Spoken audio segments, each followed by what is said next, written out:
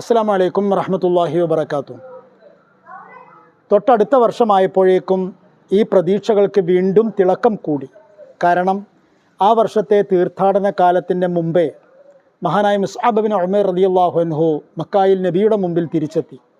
അദ്ദേഹത്തിന് പറയാനുള്ളതെല്ലാം സന്തോഷമുള്ള, പ്രതീക്ഷയുള്ള വാക്കുകളായിരുന്നു. അദ്ദേഹം നബി സല്ലല്ലാഹു അലൈഹി വസല്ലം തങ്ങളോട് പറഞ്ഞു, നബിയെ, യഥരിബിലെ എല്ലാ വീട്ടിലും ഇസ്ലാമിൻ്റെ സന്ദേശം ഞാൻ എത്തിച്ചിട്ടുണ്ട്. ധാരാളം ആൾക്കാർ ഇപ്പോൾ തന്നെ ഇസ്ലാം മതം സ്വീകരിച്ച് കഴിഞ്ഞിട്ടുണ്ട്.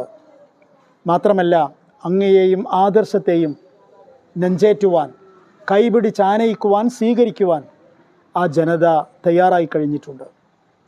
നബി സല്ലല്ലാഹു അലൈഹി വസല്ലം തങ്ങളുടെ മനസ്സിൽ വല്ലാത്ത സന്തോഷമാണ് ഈ സന്ദേശങ്ങൾ പകർന്നത്. അങ്ങനെ അവരെ കാത്തിരിക്കുന്നതിനിടയിൽ തീർത്ഥാടന കാലം വന്നു. യഥരിബിൽ നിന്ന് വന്ന തീർത്ഥാടകരുടെ ഇടയിൽ നബിയെ കാണാൻ വേണ്ടി വന്നവരുണ്ടായിരുന്നു. അവർ നബിയെ കാണാൻ കരുതിയ അല്ലെങ്കിൽ കാണാറുണ്ടായിരുന്ന സ്ഥലത്തും സമയത്തും അതിനുവേണ്ടി സന്നദ്ധരായി എത്തി. അയ്യാമത്ത് തശ്രീഖിൻ്റെ 2-ാം ദിവസങ്ങളിലായിരുന്നു സാധാരണ അവർ കണ്ടുമുട്ടാറുള്ളത് നേരത്തെ നാം പറഞ്ഞിട്ടുള്ളത് പോലെ ജംറത്തുൽ അഖബയുടെ സമീപത്തായി ഉണ്ടായിരുന്ന ഒരു മരത്തിൻ്റെ ചുവട്ടിൽ വെച്ചായിരുന്നു. രാത്രിയായിരുന്നു. ആരും കാണാതെ, ആരും അറിയാതെയാണ്. പക്ഷേ ആ വർഷത്തിൽ അവിടെ വന്നത് 75 പേരായിരുന്നു. 73 പുരുഷന്മാരും 2 സ്ത്രീകളും. അതുകൊണ്ട് തന്നെ അത് വലിയൊരു ആൾക്കൂട്ടം പോലെ തോന്നിച്ചു. എത്ര മറച്ചു വെച്ചാലും പുറത്ത് കാണുന്ന, അറിയുന്ന ഒരവസ്ഥയായിരുന്നു ഉണ്ടായിരുന്നത്. ഏതായിരുന്നാലും മഹാനായ നബി സല്ലല്ലാഹു അലൈഹി വസല്ലം തങ്ങൾ അങ്ങോട്ട് പുറപ്പെട്ടപ്പോൾ അബ്ബാസ് ബിൻ അബ്ദുൽ മുത്തലിബ്, അദ്ദേഹം അന്ന് ഇസ്ലാം മതം സ്വീകരിച്ചിട്ടില്ല, ഇസ്ലാമിലെത്തിയിട്ടില്ല, അദ്ദേഹവും നബിയോടൊപ്പം കൂടി. കാരണം സംഭവങ്ങൾ ഇങ്ങനെ ഈ വിധത്തിൽ പുരോഗതിപ്പെടുന്നു എന്നത് അബ്ബാസ് മനസ്സിലാക്കിയിരുന്നു. അതുകൊണ്ട്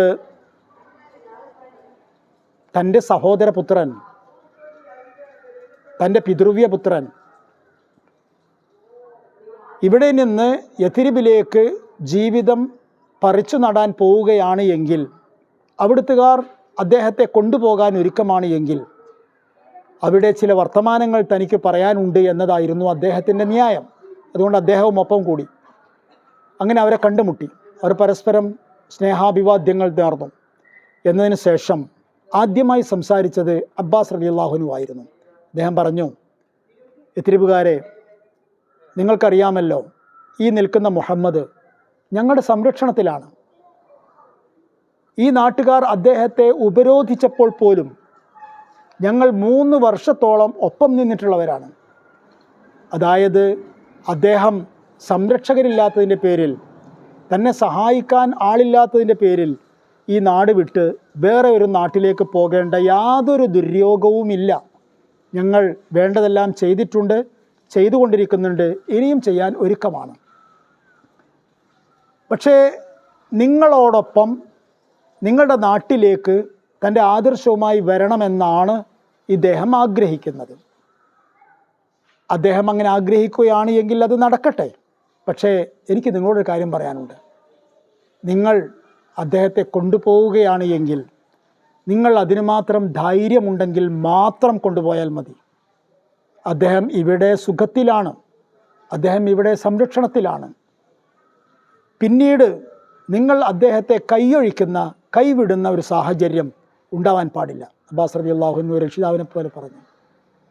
എല്ലാം കേട്ടുനിന്ന അൻസാരികൾ അവർ പറഞ്ഞു, നബിയോട് പറഞ്ഞു, സമിഅനാ മാ ഖാല യാ റസൂലല്ലാഹ്, അദ്ദേഹം പറഞ്ഞ കാര്യങ്ങളൊക്കെ ഞങ്ങൾ കേട്ടു. അങ്ങനെയൊന്നും ഉണ്ടാവില്ല. ഇനി താങ്കൾ പറയൂ, താങ്കൾ പറയുന്നത് കേൾക്കാനാണ് ഞങ്ങൾ വന്നിരിക്കുന്നത്. താങ്കളിൽ നിന്നാണ് ഞങ്ങൾക്ക് കേൾക്കേണ്ടത്. അപ്പോൾ നബി സല്ലല്ലാഹു അലൈഹി വസല്ലം തങ്ങൾ അവരോട് വീണ്ടും പറഞ്ഞു, ആ സംഗമത്തിലും കഴിഞ്ഞ സംഗമത്തിൽ ചെയ്തതുപോലെ അവരെ കൊണ്ട് ഏതാനും സന്ധികളിൽ ഏർപ്പെടുകയായിരുന്നു മഹാനായ നബി സല്ലല്ലാഹു അലൈഹി വസല്ലം തങ്ങൾ ചെയ്തത്. പക്ഷേ കഴിഞ്ഞ വർഷത്തേക്കാളേറെ കുറേ കാര്യങ്ങൾ കൂടി പറഞ്ഞു വെച്ചു. അതെന്തുകൊണ്ടായിരുന്നു എന്നും നമുക്ക് കാണാം, കേൾക്കാം. അസ്സലാമു അലൈക്കും വറഹ്മത്തുള്ളാഹി വബറകാതുഹു.